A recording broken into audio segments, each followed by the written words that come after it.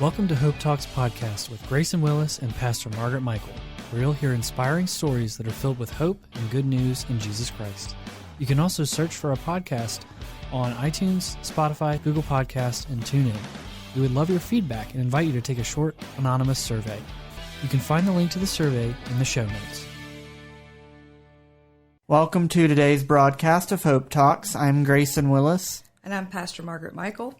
Today we're joined by Dave and Donna Fickes. How are you all today? Doing well, thank you. Doing good, thanks, Grayson. They're in to share their testimony with us today. So whoever wants to go first, if y'all would just start out telling us a little bit about where you're from and a little bit about how you grew up. So I am from Ohio. I grew up outside of Cleveland, Ohio, and I grew up with my mom, my dad, and my sister. My grandmother lived down the road, and I did not grow up in church.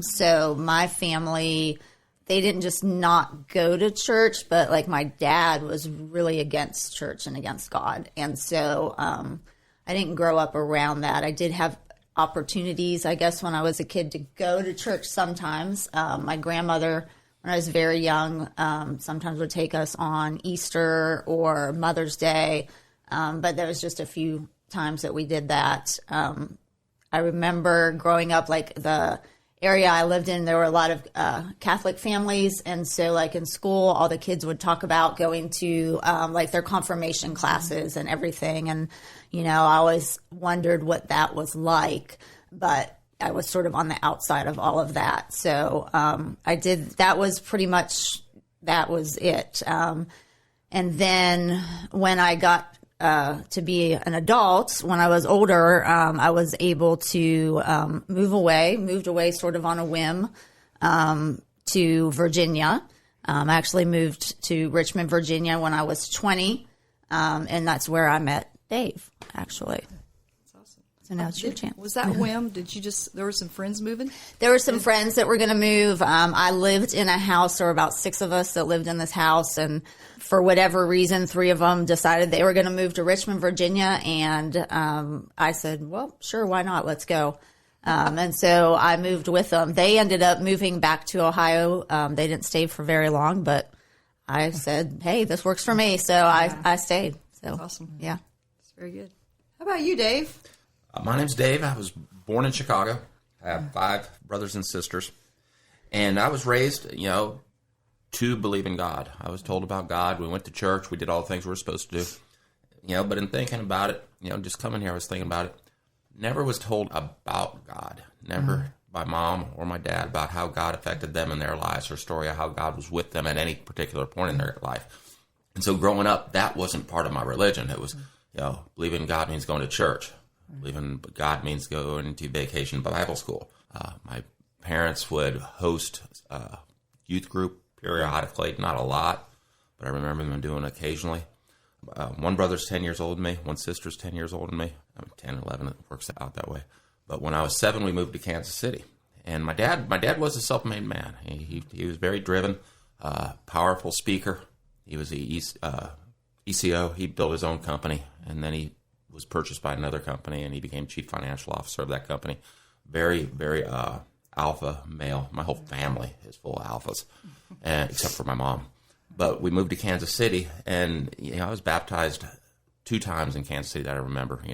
One as a young teenager, and then one a couple of years later after my dad left, and my mom found another church we went to. It's important for her to have me and my younger brother baptized also. But like I said, we knew about God. We didn't get what God was. We had an experienced God. For the rest of my life, I carried God in my back pocket. It was a get out of jail free when it was convenient. I would talk to him. But most of the times with the people I hung around with, the topic of God rarely came up. And so that was how I started. Thank you all for sharing. You shared a little bit about y'all's background. Maybe I'll throw this out there and whoever wants to answer it can. But Dave, you mentioned that it was, you kind of had God in your hip pocket. But at what point in your life did you feel that relationship, an actual relationship, not just maybe rules or just things you did because that's what you grew up doing? I was 43. I lived my life the way I wanted to live my life. That was one of the things. I knew what I was doing, or I felt I did, and I made my choices because I wanted to make my choices. And it wasn't until August 26, 2007 that God came to me and told me I had to change. I was an alcoholic. I drank very heavily, and I had tried for years. I started isolating and drinking back in 1989, and over a course of 17, 18 years, it got worse and worse and worse and worse, to the point where I was barely functional. I woke up thinking about drinking. I robbed from my own bank account. I lied about when and where I drank. I drank every possibility I could. And God came to me and said, in the middle of the night, came to me and said, you need to change. And the way my mind works, I got the message wrong, simple message like that. And I said, well, he's saying I need to stop drinking. And, my very first reaction to it was surrender. And I've never surrendered before. And I told God, I can't do it. I can't do it. And, in my mind, I've tried so many things to cut down, to stop, and it just can't be done. And God's reaction to me was, I'm God. I'm telling you to do this. And then I started throwing up deflectors. I got a job that pays a lot of money. I'm in charge of all the alcohol for the city of Lubbock, Texas. I have these crazy hours. I need to unwind when I get home. All these excuses on why I can't. And God's answer was the same. It's, I'm God. I'm telling you what you need to do. And that was it. I was stunned. It wasn't sit on God's lap, pet bunnies, and sing Kumbaya. He was not happy with me. And I woke up my wife. It was probably about 3 o'clock in the morning. I said, God just told me I need to stop drinking. And you said hallelujah, right? Yeah. So I had actually been praying for that. We had gone through all the things of being a family with somebody, who's an alcoholic, and I was enabling, and we would go back and forth. Well, okay, maybe you can drink less. Maybe you can do this. We would go through, and Dave would agree to these things because they were things that I wanted. And Dave will say it was, he could stop drinking at me because I wanted him to do this. We had gone for years and everything was okay. And it was really that last year that it was like, okay, this has become a problem. And so I actually prayed for that. So I worked in a bookstore at the time, and I found a book. I would always shelve books, and I found a book, and it was by the lead singer of Korn. And it was about his journey of how he got sober. And in that book, he talked about finding God, and Matthew 11:28 was what he talked about. And so I looked that up, and I thought, this is great. And so I would pray to God to take this burden off of Dave. And he didn't know that, but God did. He answered that. Mm-hmm. And so when Dave woke me up and was like, hey, God told me I need to stop drinking, I was like, okay, well, what do we need to do? And Dave had said, I think I need to find an AA meeting. And I happened to have the phone book under the bed because that's where everybody keeps it. But I grabbed the phone book, and we looked up AA, and we called and found a meeting that he could go to. And they had a 6:15 meeting. And so it was Sunday. He was going to go to a meeting. I was going to go to church. And that for me was that, God answered that prayer for me.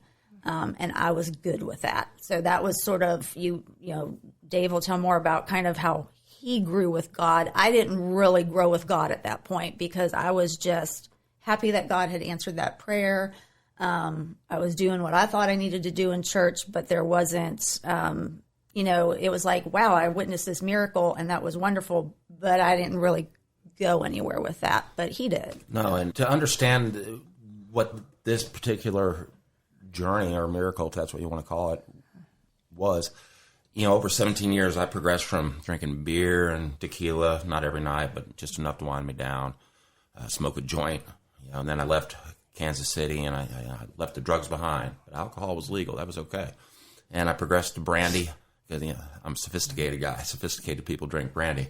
And that went to Wild Turkey 101, because I'm a top shelf type of guy. And then to 151 Bacardi. And 151, you can light it on fire. You can run your lawnmower off. And for 13 years, that's what I drank nightly. And a lot of people, they would talk about passing out or blacking out as, oh, man, that's how bad it got. That got to be my goal. I drank at night. That's what I wanted to do because that's how I went to sleep. And I ended up probably the last 10 years of it drinking 151 straight. I'd have maybe water as a chaser or, a can of Coke there. But, I would fill up a 16-ounce tumbler of 151, and that didn't even give me comfort. It was the bottle behind it that gave me the comfort. I call it the disease of more. I didn't care what was in front of me. I just want more and more and more. And when God took that away from me, that was my introduction to the higher power. When God took that away from me, he took away the temptation. I drank every night. Towards the end, I drank 2 to 3 times a day. And I went into the AA meeting. I remember, I didn't want to go to the AA meeting. I had thought about it a couple times. Why would you want to go there? A bunch of old guys who can't stop drinking, because I had it under control, obviously. And I went in there, and I knew I had to do it. And the way I envision it is, when you walk into a complete pitch black room and you have your hands out in front of you because you don't want to trip or run into something. That's the way I went into AA. I didn't know what I was doing. That was my openness to change. I was willing to change. God came to me. And one of the things about when God talks to you, very few people, when I say this, say, what does he sound like? What is this? Because, maybe they believe me, maybe they don't. I personally don't care. It's my story. But when he talks to you, it's God. Make no mistake. It's not like, was that God? Was it a dream? No, you'll know. And when I went in there, I knew I had to do something. And I didn't know. I didn't see how they could fix me. If I couldn't fix myself, and I was the ultimate authority on myself, how could these guys fix me? And I went in there and I spilled my guts. They barely raised an eyebrow. And this is before cell phones were there. If they had cell phones, they would have been playing games. These guys, they'd heard it all. One of the things that you can't BS a BSer, and these guys would tell you right at the first, don't lie to us. We'll smell it out. And I remember I talked to this old guy. He gave me a blue book. The blue book, they refer to it as the big book. That's the AA Bible. Now, in AA, they don't preach about Jesus Christ. They preach about a higher power. But most of the people who go through the program successfully will find God. And most of those that I've witnessed find Jesus Christ. And they refer to the Bible as the big book. Yeah. So there is a lot of respect for the Bible in AA. And I went in there. I had the openness to change. The meeting I went to, 6:15 in the morning, I didn't know it at the time, but in Lubbock, Texas, there's meetings every hour, on the hour, all over the city. I guess drinking's a pretty fun thing to do there.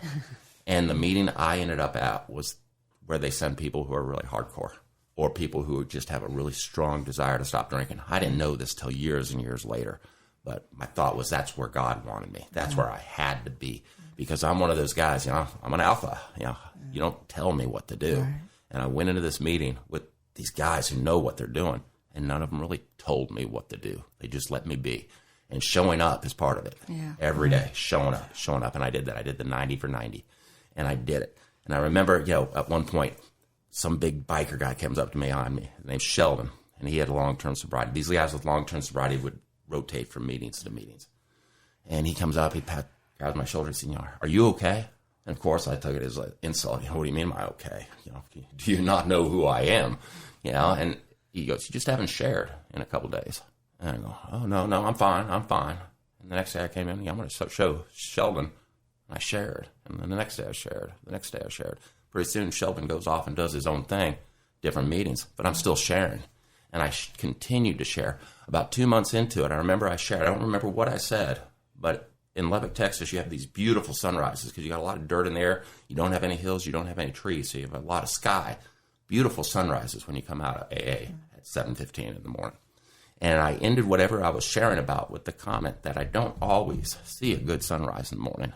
But when I do, it's because I'm in recovery. And the guy next to me, his name is Nurse Mike. They all had nicknames there. Nurse Mike, Drunk Sick Joe, Chihuahua Don. But Nurse Mike, who'd been there a long time, looks at me and he goes, very well said. Boy, did I feel like I belonged. And it was at that moment I thought, I can do this. So now my sharing took on a new purpose. That it wasn't just to show people that, hey, there's nothing wrong with me. There's part of the sharing that you're giving back, and you need to start giving back. And that's when I realized I had the power to share. As time went on, I was at that particular meeting for 10 years. I probably went 4 to 5 times a week on the average over 10 years, sometimes more, sometimes less, depending on what's going on. And the way the room was set up, you had these big 8-foot tables built in a square, and the top of the table, I thought it was like the High Council in Star Wars. I thought these guys are the guys in charge. They're the ones who make the rules. They know what's going on. 10 years later, I realized that that's not the way it works. They just sit where they want to sit. They get used to sitting in the same place. And I realized this because I was sitting at the High Council tables. I was sitting at the tables where I thought that's where you made it. And when I realized you never make it, You're always a day away from not making it. And that's why you keep doing it. You keep coming back. And the same goes with Christ, with God. It's not something you go, oh, I've accepted God. I've done it. And I'm good to go. It's an everyday thing. And the longer you stay away, the further you get. The further you get, pretty soon that extension cord, just like when you're pulling on it, when you're vacuuming your living room and you don't want to unplug it, plug it someplace else, that'll come unplugged. And that's the way it was for me. And it just continued that way. You know, as you're talking, I'm thinking about, I was just having a conversation. I've said this many times, and someone reminded me of it just this week. I've often said that as believers even, we're all one step away from stupid, right? We're all one step away from doing something, and it's whether we're going to follow the flesh or follow the Lord. You know, who are we listening to? Who is on the throne of our life? You know, who is the high council, right? So, yeah, thanks for sharing that. That's powerful. And I know a little bit about your story, and the withdrawals should have been amazingly hard, but God took you through that. No withdrawals. Yeah. No temptations. You know, the amount I remember when I was watching Dr. Phil. I like Dr. Phil. You know, he just seems like a practical guy. He's a Texan. And not that I hold Texans in any high esteem, but, you know, he's a good old boy. And he's very just common sense stuff. He was talking to a hardcore alcoholic. And it was like me, where this guy was hardcore. And they were talking about him going to a treatment facility and drying out. And Dr. Phil told the guy, he goes, you don't need to dry out. He goes, you're saturated. He goes, 3 weeks isn't going to do it for you. You need like 3 months. And I remember in a moment of clarity that's me. You know, I don't need 3 weeks. You know, I could do it at someone for 3 weeks. I need 3 months. And I knew that was nowhere on the horizon. Donna, if you want to share more, you shared a little bit, but if you want to share more about during this process of the, maybe before or during these meetings, or just kind of, from your perspective. So I guess like when we got to that point where it started to become a problem, you know, I tried to, in a nice way, get Dave to stop drinking. And like I said, we would kind of bargain about things. So we would go through, okay, well, I'll pour your drink so you can only drink so much. You can only go buy alcohol so many times a week. We even went to I'll drink with you, because that's a good choice too. And so we did that for a little while. And things would work a little bit, because like Dave said, he could stop at me. And so, okay, if I wanted him to stop, he could stop. He could not drink a day and then drink the next day, or he could drink a little bit less. But then you would also... I can remember I would go around and I would find bottles places, because he would drink and he would try to hide it. And I would be cleaning and be like, oh, here's a bottle of this, or I would try I'm just going to pour it out. And then he would just go to the store. And so it was just this continual loop that we were going on. And so like I said, I started to pray because I couldn't stop it. And Dave wasn't stopping it, and that was really sort of my last resort. It should have been my first choice, but it was my last resort. I didn't know what else to do. And so I prayed, and one of the things, I would run through all kinds of things in my mind, and, there was, well, what if I told somebody? Because amazingly, people did not know. And so, what if I told somebody? What if I told his brother, because he was really close to his brother? And if I told Jay, Jay would talk to him, and would he listen to Jay? But I never did those things, and I'm glad that I didn't do that I just kind of stuck it out and let God work on it, because we've talked about it, and David said one of those things that if he realized it was at a point where he thought he was hurting me, he would have left. And so I'm glad, because I think if I had called Jay and Jay talked to him, that would have kind of triggered that. And again, that's God that kept me from doing that. And, I guess in a way was answering that prayer beforehand, and just hey, be patient and wait on God. Even though I didn't know at the time that's what was happening. But when he woke up and told me that, God had answered my prayer, I was grateful and I was scared at the same time, because I didn't know what was going to happen next. Well, and one thing about Donna. A lot of people who don't know the entire story goes, "Oh, she enabled you," and she probably did. But we had one fight where she was yelling at me. She goes, "You're not indestructible. You think you're indestructible, and if you don't quit, she's going to take our son, and she's going to leave." And that's where I would never leave my wife. I would never choose alcohol over my wife. But as an alcoholic, I'm not going to look at it that way. I'm going to look at I'm doing her a service. I'm doing her a favor. I'm making her life better by not being in it. And now I'm the hero of the story, which is the unbelievable part. That's the way I would have thought of it. After it was done, I told the priest, went to AA, confessed to God, told the priest, told people in my family. And at one point, Donna addressed my mother, who was living in the same city with us, and she started to bring up why she allowed it to happen. Because she felt that they might hold her responsible.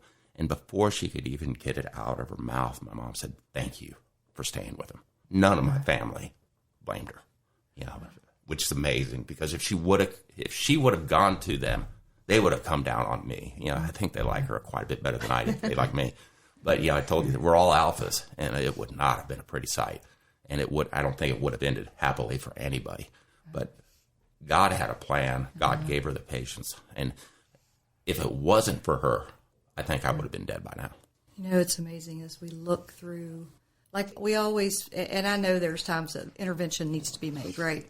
And the Lord is faithful in showing us the next steps. Mm-hmm. But I look at back in Scripture where so many people that God used, he spoke to, and not when they were in a good place, right? And the fact that he still speaks. I mean, he came to me in my addiction with a scripture that just unveiled the stony ground of my heart. And that's when the change come. People tried to get me to change my ways, but that wasn't happening. But when God intervened that day, everything changed for me. And if we listen, and sometimes it's an out of control feeling for the one that's sitting here watching this happen, and the timing of that is really hard. But I praise God that you both listened, and you're both here today. And so I want to fast forward to, so I know you've said that wasn't a place where you really, you got what you wanted. Mm-hmm. You were okay. You could still do the things at church, but there wasn't that close relationship. And you are now seeking God. And where did it go from there? AA became my church. AA is not a Christ-centered organization. Right. But for me, it was. It was your people. I know who sent me there. God took away the temptation. He sent me there to learn how to live. He made it. And as I grew, I wanted more God. When we moved to Nacogdoches, we started having some family troubles with our son. Our son's adopted. And one of the things that really escalated my drinking was when he moved in. It changed my whole deal, my whole routine. And Donna then started coming down and said, "You can't drink at home." That's where I started hiding around. And at one point, I remember talking to my older sister and saying, I can't do this. It's stressing me out so bad. My son is driving me crazy. And he was adopted through foster care. And one of the things we learned was that so many people adopt kids and then kick them back like a bad pair of shoes. And I told my sister, I know I can't do that. I don't know what I'm going to do, but I know I can't do that. About a week later, I had to watch Zach for the whole day.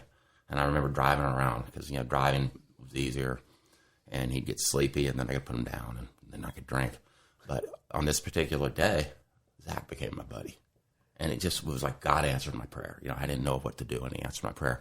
But anyways, as we got years later, we're experiencing some trouble, and I'd always wanted Donna to have some kind of experience like I did at AA, where it brings her closer to God. And she was listening to the Christian radio, and you heard... Yeah, so Zach, actually, when we moved to Nacogdoches, he started high school there, and he was on the swim team. And so he had to go to swim practice at like 5:30 in the morning or something. So you had to get up and drive him to practice. And so Focus on the Family was always on at that time. And they had, one day I was listening, and Mac and Mary Owen were on. From Celebrate Recovery, and they were kind of telling their, so I heard a little bit of it, and I didn't know, I didn't hear the beginning of it, I didn't hear the end, I just kind of heard this middle part, So I came home, and I told Dave, I said, hey, I heard this story. I gotta find out who these people are, because it reminded me of us and our story. And I was like, we need to do this. So, you could always buy the books on Focus on the Family. So I looked it up to see what it was and bought the book and read the book.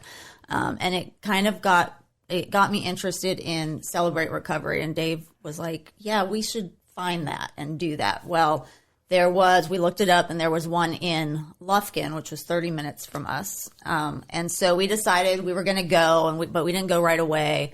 And then, like Dave said, we were having some struggles with our son. He's in high school, having some struggles. And we came back. We had gone to Austin for Thanksgiving to see his sister. And just his sister had made the comment while we were there that, Zach seemed different, and, we seemed a little stressed. And so he said, okay, well, we're going to go back and go. And so they had Celebrate Recovery on Friday night. So it was the week after Thanksgiving. We went for the first time. And I went to fix my son because, well, if we could do that, everything was going to be great. And so we went, and we actually took him with us the first time because we were like, he needs to go. He's like 15. He needs to go. And fortunately, right, people smarter than us said, he probably doesn't need to go, so he can, go over here and play video games in the youth room while we do this. And so we went, and then, Dave was like, yeah, I'm glad we didn't take him. And I'm glad he didn't go in there because it really wasn't a good place for him to be. But, we went, and I was like, okay, this is good. And so we went, we went a few times, and probably around maybe the third time that we went, I realized I wasn't going to fix him, but I could work on myself, and I had stuff to deal with too. And that's how we got started in Celebrate Recovery. And it was really, so Lufkin was a small group. And so you just had one men's group and one women's group. So you had all kinds of things going on in this room, but it was really helpful and eye-opening for me because one of the things I had really, I think, struggled with as Zach's mom was I knew his biological mom's background.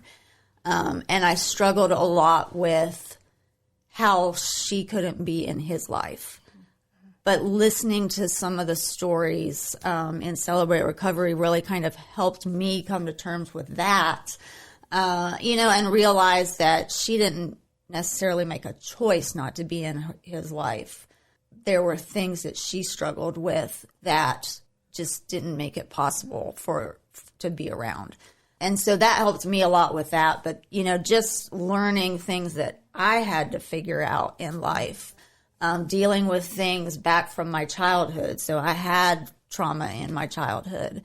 I lived in, our house was really volatile. My dad was, today he would be diagnosed with PTSD, like really severe PTSD. He was a Vietnam veteran. He was one of the first people in country. And he actually had planned to make a life in the military. He had been in the military for about 12 years before he went to Vietnam. And when his time came up and he went to re-enlist, he said, yes, but don't send me back to Vietnam. And they said, sorry, everybody's going to Vietnam right now. And so he didn't re-enlist. And so, his plan in life changed unexpectedly. And then he came back and he had all of that to deal with and no help to deal with it. And so it made for an interesting household. But those are things that I had to deal and am dealing with, still going through Celebrate Recovery, looking at things that I struggled with in life and how that sort of this trauma of childhood caused me to react in certain ways and do certain things that I needed to work on. And so Celebrate Recovery gave me that opportunity to do that and do it with people that, maybe our struggles came from different areas, but we really were going through the same things.